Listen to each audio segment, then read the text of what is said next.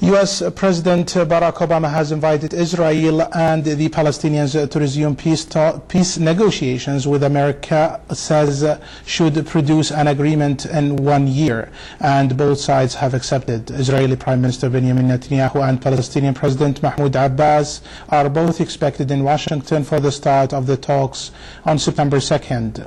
More details in the following report from Washington. Every American president for the last 3 decades has tried in some way to end the bitter conflict between Israelis and Palestinians. Now the Obama administration is trying its hand. On behalf of the United States government, I've invited Israeli Prime Minister Netanyahu and Palestinian Authority President Abbas to meet on September 2nd in Washington, D.C. to relaunch direct negotiations to resolve all final status issues, which we believe can be completed within 1 year. 17 years after the start of the peace process, Washington wants the two sides to move quickly to resolve the so-called final status issues, like borders, security arrangements, refugees, and the status of Jerusalem, which both sides claim as their capital. Some observers are guardedly optimistic. The environment for negotiations is better today than it's been any time in the last 10 years, in the sense that violence is down to almost non-existent levels. Settlement activity has also been reduced significantly.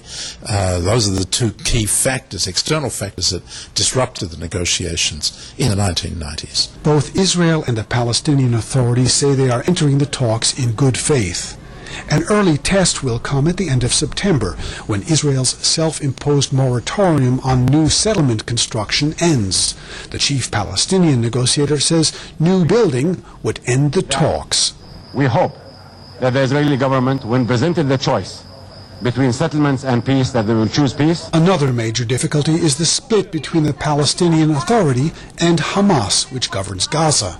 Hamas is not participating in the talks, but negotiators will try to go around the Islamist organization. The attitude of the Palestinian leadership at this point is to say, let's try to make a deal, and let's present that to the Palestinian people, and let them decide.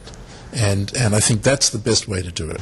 Nearly 2 decades after the start of peace negotiations, many are hoping that the Obama administration's efforts are coming at the right time, and that Israelis and Palestinians, tired of unending conflict, are finally ready to make peace. Burton Bollag, KSA2, Washington.